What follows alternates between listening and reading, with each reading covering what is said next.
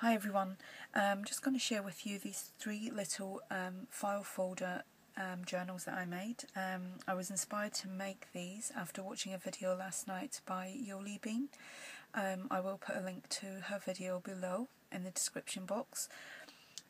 She'd made these, well not these ones, but she'd made her own one. For like, to hold journaling, for example, for a week or, a month. I've done mine that would probably last me a year anyway because I don't journal. But the great thing about it is, you don't have to have hundreds of pages inside. And if you only want to do it, for like a weekly one, this is ideal. Now, this was the first one that I made.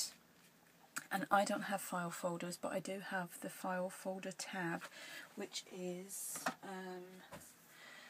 this one here. It's one of the Alterations dies by Tim Holtz, and it's the file tab.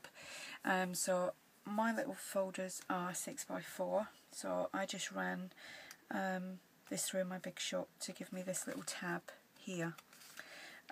Inside it's just plain white pages, and what I just used plain printer paper, which is about, it's quite thin paper. So I cut this just a tiny little bit smaller than my cover.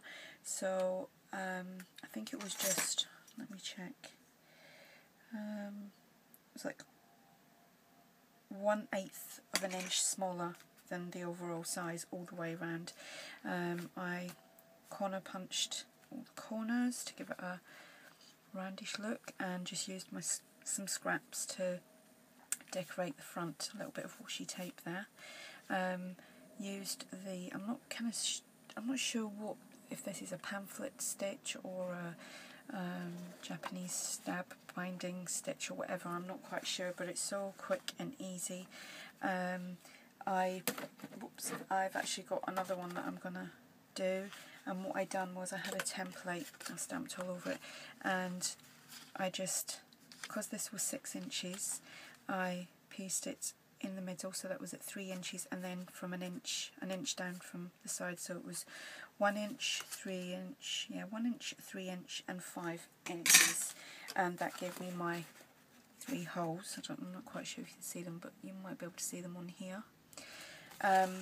Once I'd done that, my paper was excuse me, my paper was all cut, corner rounded the pages, and then I just used, I didn't have any fancy thread or anything, I just used some baker's twine, and I also had some embroidery floss which I used on the pink one, and you only need a small piece of this to bind your book, and I just tied it a few times in a knot, and then just tied a little bow on the edge here just to keep it nice and together and strong, hopefully. So that was the first one. That was the second one. I am going to add some stamping and maybe like some little journaling spots and things in these. And this one, it's not quite dry yet because I had to use some fabric glue to stick these down. Here I just used some of the Prima romance novel paper, excuse me, and these were just all scraps left over. Just added some lace here, a little crocheted flower, and this flower here is one that Beck Swanson had sent me, so that come in handy. So again, they're all the same inside. The only stamp that I had small enough to put something on here to do with journaling was the word discover. Everything else was just a little bit too big, so I've stamped discover on each of them. So these are great little projects. You can, give them to friends, keep them for all your little notes.